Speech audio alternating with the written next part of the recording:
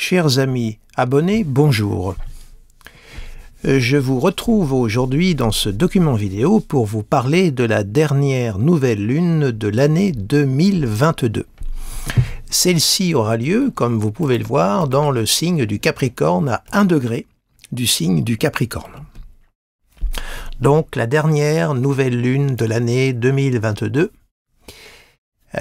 qui va donc de ce fait avoir, je dirais, au moment où cette nouvelle lune aura lieu, un caractère donc saturnien, puisqu'elle est dans le signe du Capricorne, elle est donc, je dirais, sous la maîtrise de Saturne.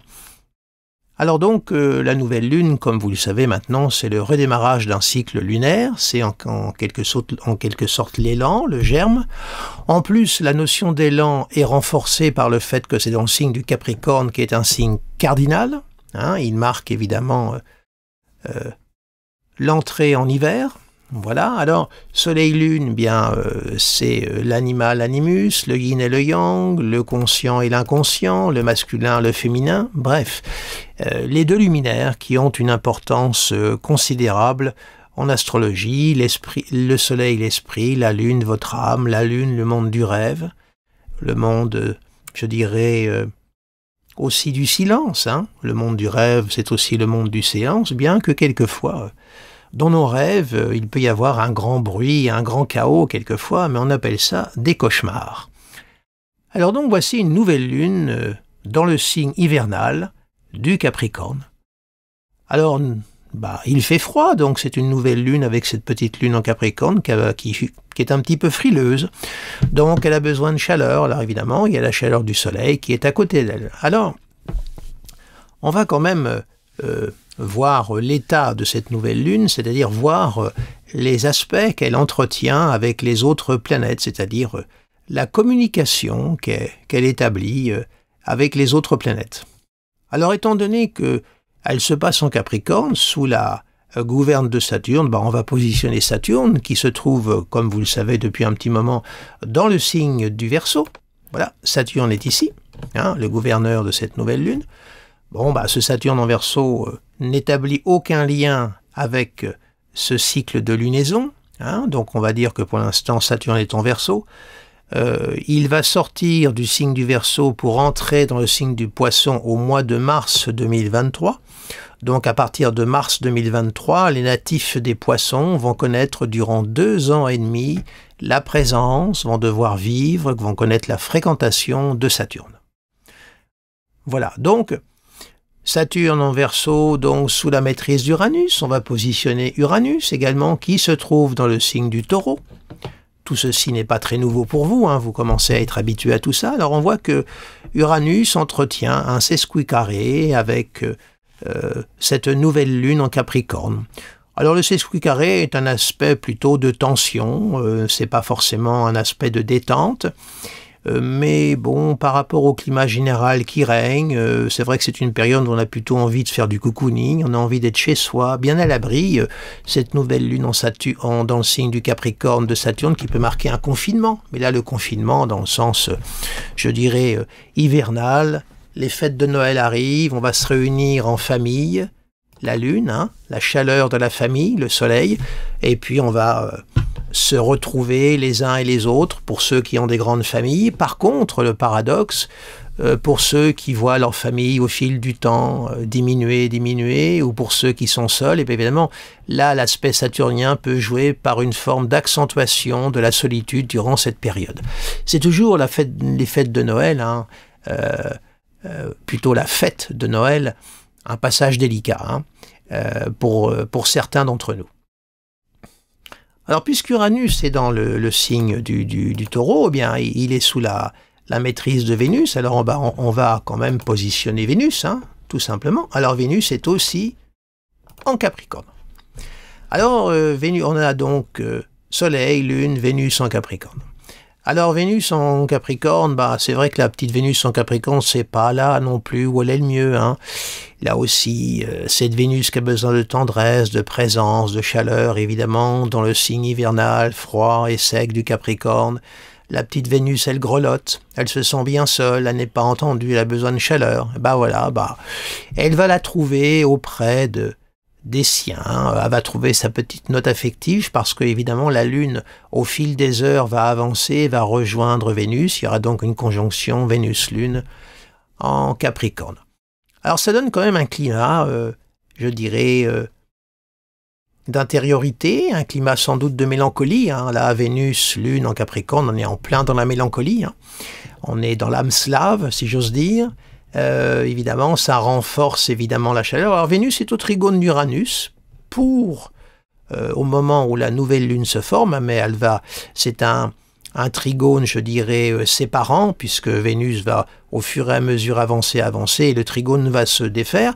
Mais bon, elle est quand même au trigone d'Uranus, qui marque une petite note d'originalité, une petite note de folie, mais très contrôlée. Hein. Ça se passe en signe de terre. Bon, ça ne va pas déborder, hein, ça ne va pas couper la ligne jaune ni traverser en dehors des clous. Alors, on va continuer à positionner les planètes rapides. On a Mercure également qui est dans le signe du Capricorne. Vous voyez, donc, on a vraiment là une nouvelle lune qui est très Capricorne, donc très saturnienne. Mercure est en Capricorne, il est conjoint à Vénus et il est au trigone également de Mercure, trigone séparant, et au semi-sextile de Saturne. Là aussi, un Mercure en Capricorne, conjoint à Vénus, alors ça peut donner aussi la naissance d'amour, mais d'amour silencieuse, d'amour pudique, on aime secrètement, en silence.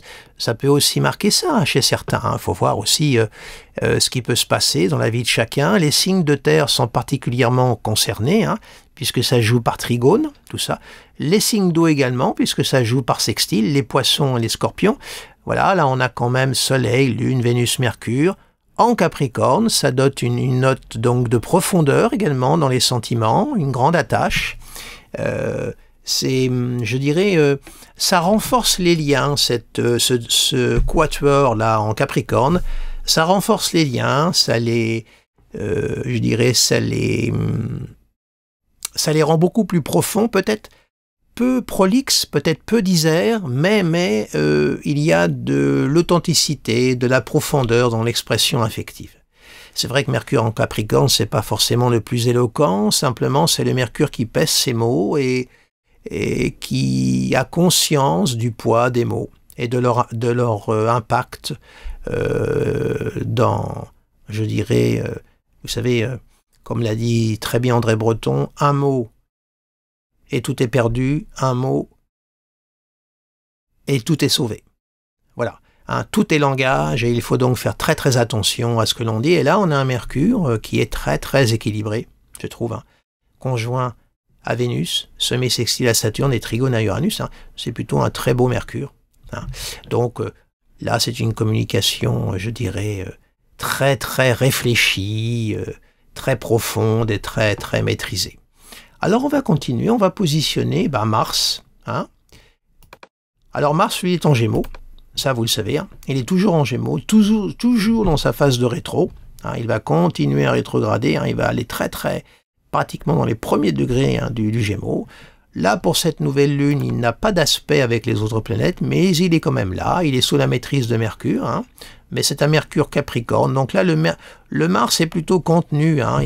Il rebrouche chemin, ce Mars, il est contenu, c'est pas forcément ce qu'il préfère le mieux, Mars, hein, qu'on le ligote, qu'on le freine, mais tout au moins il est un petit peu freiné, mais il n'en reste pas moins en Gémeaux, donc attention, il est toujours véloce, toujours rapide et toujours piquant. Positionnons maintenant Jupiter. Alors Jupiter, lui, il est ici à 0 degré du Bélier, ça y est. Il est revenu en Bélier, vous savez qu'il a eu sa phase de rétro, il était en Poisson, maintenant il est en Bélier à 0 degré, et lui alors il est au carré de la nouvelle lune, et au semi-carré d'Uranus. On a donc là, avec le sesqui carré, vous voyez, on a là ce que j'appelle l'aspect coup près. Hein, si vous rajoutez le sesqui carré, on a un aspect de coup près. Alors ça, semi-carré, carré, sesqui carré, c'est un aspect de très très grande tension. Alors, comment ça peut jouer après sur le plan individuel ou collectif, c'est toujours très délicat à interpréter, mais tout au moins il faut faire attention là avec Jupiter Jupiter a tendance à amplifier, à théâtraliser les choses, à exagérer parfois, donc en Bélier sous la maîtrise de Mars, Donc, comment dirais-je, attention à ne pas, de temps en temps, sous la prise des émotions, des sentiments, à déborder, à en faire des tonnes, quoi. Vous voyez, alors ça peut être des tonnes dans le bon sens, c'est-à-dire qu'on est un petit peu exubérant, on est un petit peu dans le débordement, l'exagération, la théâtralisation, et ça peut prendre des proportions fortement désagréables. Excusez-moi. Fortement désagréables. Donc, attention. Alors, également, si vous avez des questions d'ordre juridique, administratif, des procès, alors là, avec cette cycle-là, attention, durant cette période-là, si vous pouvez reporter certains dossiers, si vous pouvez gagner du temps, ça se passe en Capricorne, Saturne le temps, faites-le, parce que là, c'est pas forcément une nouvelle lune très très favorable. Hein. Il peut y avoir aussi, durant cette période-là, des nouvelles qui dégringolent, pas forcément agréables, par exemple, hein, d'ordre administratif, ça peut même être les impôts, on arrive en fin d'année, bref, tout ce qui est juridique, là, c'est pas terrible avec un Uranus au semi-carré, vous voyez, il peut y avoir un côté inattendu qui dégringole dessus et qui n'est pas très très plaisant à vivre. Maintenant, on va positionner Neptune, puisque Uranus a déjà été positionné, on va positionner ce cher Neptune, qui est en Poisson. Il est là. Et il est au sextile de Mercure. On a un sextile pratiquement exact, un 21 degrés, 22 degrés, hein, donc un Mercure Capricorne très sous le contrôle, au sextile un Neptune Poisson qui est plutôt dans le lâcher. Donc là, on a un bel équilibre entre des forces d'inconscient et des forces très pragmatiques. Donc il y a une belle relation entre, je dirais, le rêve et la réalité. Ça communie merveilleusement bien, c'est un très très bel aspect. Il est très très fertile, il est très également créatif. Il est très bon pour la vie intérieure, hein, pour la méditation, la réflexion, l'approfondissement. Voilà, une très belle configuration. Nous allons maintenant positionner Pluton qui est en Capricorne. Et voilà, il est là le Pluton. Il est au sextile de Jupiter, un sextile dissocié, puisque Jupiter est en train de s'éloigner. Hein, là, on a donc un Pluton. Alors, ce qu'il faut quand même retenir dans ce ciel, c'est que tous les planètes lentes, là, sont en train, chacune à leur rythme, de se diriger vers Pluton. Hein, on a là la formation d'une conjonction applicante. Hein. On a là la nouvelle lune, là, qui est décroissante par rapport à Pluton et qui va faire une conjonction applicante, c'est-à-dire que la Lune va, au fur et à mesure, avancer, aller en conjonction de Pluton, ensuite ça sera Vénus et après le Soleil. Alors évidemment, les conjonctions avec Pluton en Capricorne, ce ne sont pas les plus heureux, ce ne sont pas les plus agréables. Il y a une petite note sombre. Nous aurons la conjonction Soleil-Pluton au mois de janvier. Hein. Je ne sais plus si c'est pas le 13 janvier ou... alors attendez, je vais même le faire avancer. Carrément, il avance de 1 degré tous les 2 jours, oui, donc ça fait 26 degrés, donc ça veut dire qu'on l'aurait, pas compliqué, vous voyez, là on est au mois de janvier, là, c'est ça, oui, donc la conjonction, je crois que ça se faisait il me semblait vers le 16-17, voilà, c'est ça, le 18 janvier, vous voyez, 18 janvier, on aura une conjonction Soleil-Pluton, voilà, donc c'est pas forcément la conjonction, là, c'est une conjonction très, très, je dirais, opposée. Un Soleil-Pluton, il n'y a pas plus opposé. Pulsion de vie, pulsion de mort. Comment dirais-je, la lumière, la ténèbre. Pluton occupe le centre de notre système solaire. Le Soleil est au centre de notre système solaire, par définition. Et Pluton, lui, il est sur la ceinture du Kuiper. Il est juste sur la frontière. Donc c'est comme si, lorsqu'on a une conjonction Soleil-Pluton, le système solaire se ramassait comme le soufflet d'un accordéon. Tout se resserre. Donc ça peut être un moment sombre. Alors on sait qu'on est dans une période avec cette guerre Russie-Ukraine là qui est là. Donc attention, là c'est pas une période, il va falloir surveiller ce qui va se passer les 10 jours avant cette conjonction et les 10 jours après. Donc on a quand même là un amoncellement, un mouvement planétaire vers Pluton, donc c'est pas forcément l'annonce de nouvelles très heureuses sur le plan collectif et sur le plan mondial. Hein. Voilà, alors je vais revenir à l'objet quand même de ma vidéo, vous m'excuserez d'avoir fait cette petite digression, on va revenir quand même à notre nouvelle lune. Voilà, allez, on va remonter le temps, c'est le cas de le dire. Et voilà, 23-12, la nouvelle lune ici. Voilà. Alors, voilà un peu l'état du ciel pour cette dernière nouvelle lune de l'année. Alors, vous voyez, l'aspect, je dirais, le plus critique, c'est le carré, semi-carré, sesquicarré qui met en relation donc cette nouvelle lune à Jupiter et Uranus. Hein. Bon, c'est quand même pas un signe de grande concorde ni de grande entente. Hein. Donc, on voit qu'il va falloir suivre tout ce cycle de lunaison jusqu'à la prochaine pleine lune, hein, qui aura lieu dans le signe du Cancer, hein, la pleine lune, pour voir ce qui va effectivement se passer. Hein. C'est l'aspect le plus critique parce que sinon le restant est très très harmonieux. Hein. Vous voyez, il y a trigone. Vénus-Mercure au trigone d'Uranus, on a quand même des sextiles, des semi-sextiles, c'est quand même globalement, dans l'ensemble, une pleine lune harmonieuse, hormis cet aspect que j'appelle l'aspect coup près, hein, qui n'est pas le plus rassurant au niveau même décision politique. Hein. Jupiter, c'est le pouvoir, hein, même aux décisions qui vont être prises. Attention, la nouvelle lune peut marquer aussi le peuple, le collectif, attention à ce qui va ressortir de tout ce qui va être mis en place là dans les jours, les semaines qui vont englober cette nouvelle lune et la pleine lune qui se fera en Cancer.